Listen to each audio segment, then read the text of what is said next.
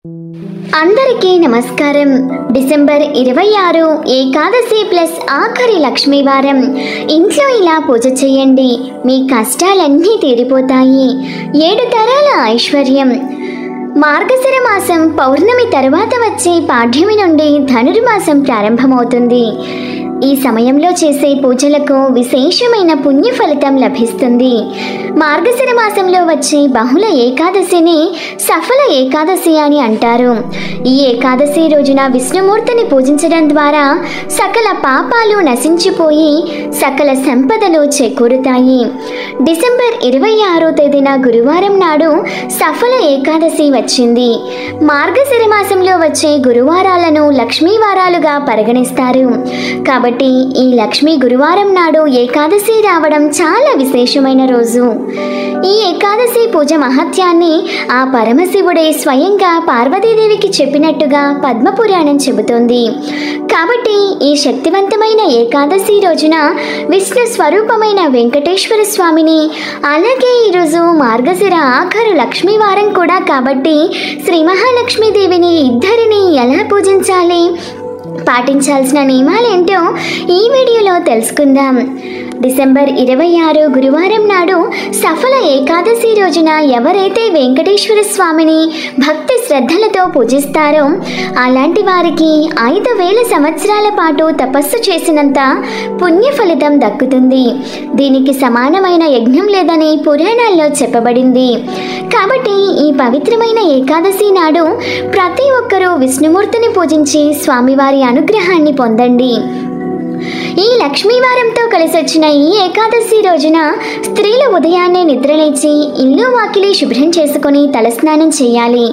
అయితే ఏకాదశి రోజున తలస్నానం చేసేటప్పుడు తలకి షాంపూ ఉపయోగించకూడదు. స్నానం చేసే నీటిలో చిటికెడు పసుపు వేసుకుని స్నానం చేస్తే జాతక దోషాలు తొలగిపోయి జాతకంలో అదృష్టం పెరుగుతుంది. తలస్నానం చేసిన తర్వాత ఇంట్లో పసుపు నీళ్లు చల్లి ఇంటి గుమ్మానికి పసుపు రాసి కుంకుమ బొట్లు పెట్టి ఇంటి ముందు అష్టదళ ముగ్గును వేయండి. అష్టదళ ముగ్గు అంటే లక్ష్మీదేవికి చాలా ఇష్టమైనది. కాబట్టి ఈ లక్ష్మీ గురువారం నాడు ఇంటి ముందు అలాగే పూజగది ముందు తప్పకుండా అష్టదళ ముగ్గును వేయండి. మొదటిగా శ్రీ మహాలక్ష్మి స్వరూపమైన తులసిని పూజించాలి. తులసి మొక్కకు నీటిని పోసి తులసి ముందు దీపం వెలిగించి తులసమ్మకు ధూపదీప నైవేద్యాలను సమర్పించి తులసికి 5 ప్రదక్షిణాలు చేసి తులసి పూజ చేసుకోవాలి.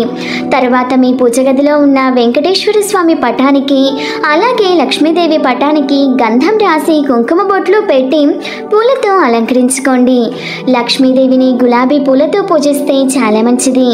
అలాగే ముఖ్యంగా ఈ ఏకాదశి రోజున వెంకటేశ్వర స్వామి పటానికి తులసి మాలను వేయండి.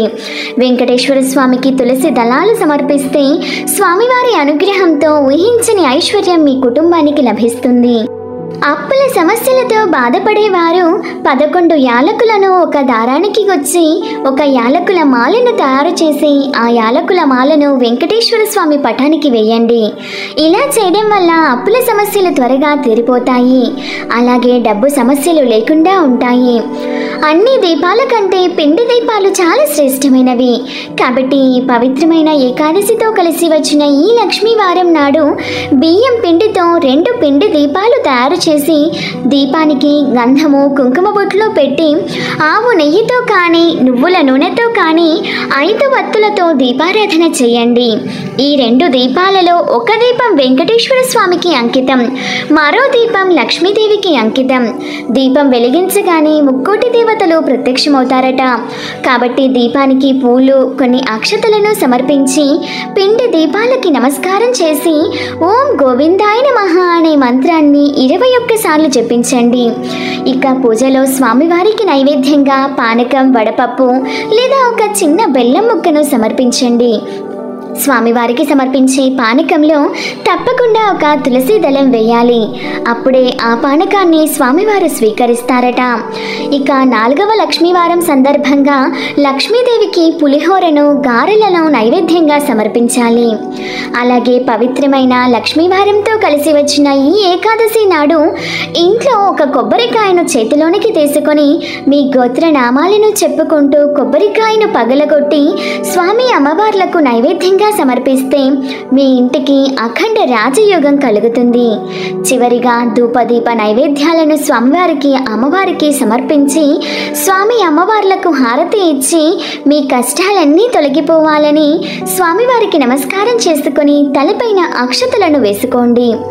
ఈ సఫల ఏకాదశి రోజున బ్రహ్మాది దేవతలందరూ విష్ణులోకం చేరుకొని విష్ణు కీర్తనలతో కర్పూర హారతులతో శ్రీ మహావిష్ణువుకు పూజలు చేస్తారు. కాబట్టి ఏకాదశి రోజున విష్ణు స్వరూపమైన వెంకటేశ్వర స్వామికి హారతి ఇస్తే అకాల మృత్యు దోషాలన్నీ తొలగిపోతాయి. అలాగే ఏకాదశి ప్లస్ లక్ష్మీవారం రోజున ఓం నమో భగవతే వాసుదేవాయ నమః అనే మంత్రాన్ని 108 సార్లు జపించండి. మీ జీవితంలో ఉన్న కష్టాలన్నీ తొలగిపోతాయి. స్వామివారి నామాన్ని ఏ ఇంట్లో అయితే స్మరిస్తూ ఉంటారో ఆ ఇంట్లో లక్ష్మీదేవి తప్పకుండా స్థిర నివాసం ఉంటుందట. ఏకాదశితో కలిసి వచ్చిన ఈ ఆఖరి లక్ష్మీవారం నాడు సాయంత్రం సమయంలో ఇంటి గుమ్మం ముందు తప్పకుండా 2 దీపాలు వెలిగించండి. ఏకాదశి రోజున వెలిగించే దీపాల వల్ల మీ ఇంటికి లక్ష్మీ కటాక్షం కలుగుతుంది. ఈ ఏకాదశి నాడు ఇంట్లో పూజ పూర్తయిన తర్వాత ఒక నిమ్మకాయను తీసుకొని ఆ నిమ్మకాయను మీ పూజ గదిలో ఉన్న వెంకటేశ్వర స్వామి లక్ష్మీదేవి పటం ముందు పెట్టి నిమ్మకాయ పైన పసుపు కుంకుమలు వేసి నమస్కారం చేసుకోండి. తర్వాత ఈ నిమ్మకాయను తీసుకొని ఒక ఎరుపు వస్త్రంలో కట్టి మీ ఇంటి గుమ్మం ముందు కట్టండి. ఏకాదశి రోజున ఇలా ఎవరైతే చేస్తారో అలాంటి ఇళ్లలో లక్ష్మీదేవి తాండవిస్తుంది. మీ ఇంట్లో ఉన్న కష్టాలన్నీ తొలగిపోతాయి. ఈ సఫల ఏకాదశి రోజున శ్రీహరిని అలాగే లక్ష్మీదేవిని పూజించడం వల్ల మంచి ఆరోగ్యం అలాగే ధనం కలుగుతాయి. సకల పాపాలు తొలగిపోతాయి. ఈ రోజున చేసే ఉపవాసం వల్ల వైకుంఠ ప్రాప్తి అలాగే సకల ఐశ్వర్యాలు కలుగుతాయని శ్రీకృష్ణుడు పాండవులతో చెప్పినట్టుగా కథలున్నాయి. ఉపవాసం ఉండలేని వారు ఉల్లిపాయ అలాగే వెల్లుల్లిని తినకూడదు. ఏకాదశి రోజున సాయంత్రం సమయంలో ఉప్పు తినకూడదు. ఏకాదశి రోజున ఉప్పు తింటే అనారోగ్య సమస్యలు ఏర్పడతాయి. అలాగే ఏకాదశి రోజున అన్నం తినకూడదు. ముఖ్యంగా ఏకాదశి నాడు తులసి మొక్కను పూజించిన వారికి కోటి జన్మల పుణ్య ఫలితం లభిస్తుంది. తులసి ముందు దీపం వెలిగించి తులసికి నమస్కారం చేసుకుంటే మీ మనసులో ఏది కోరుకున్నా సరే అది ఖచ్చితంగా నెరవేరుతుంది. మీ ఇల్లంతా ఐశ్వర్యంతో నిండిపోతుంది. ఈ శక్తివంతమైన ఏకాదశి రోజున శ్రీ మహావిష్ణువు రావి చెట్టులో కొలువై ఉంటాడట. కాబట్టి పవిత్రమైన ఏకాదశి నాడు రావి చెట్టుకు ప్రదక్షిణాలు చేస్తే విష్ణుదేవుని ఆశీర్వాదం లభిస్తుంది. అలాగే ఏకాదశి నాడు ఏదైనా విష్ణుమూర్తి ఆలయానికి వెళ్ళి ఆలయంలో ప్రదక్షిణాలు చేస్తే చాలా మంచిది. అలాగే రేపు మార్గశిర మాసం ఆఖరి లక్ష్మీవారం కాబట్టి ఇంటికి 5 ముత్తైదువులను పిలిచి వారిని శ్రీ మహాలక్ష్మి స్వరూపంగా భావించి వారికి కుంకుమ బొట్టు పెట్టి కాళ్లకు పసుపు రాసి వారికి మీ శక్తి మేరకు తాంబూలం సమర్పించి వారి ఆశీర్వాదం తీసుకోండి.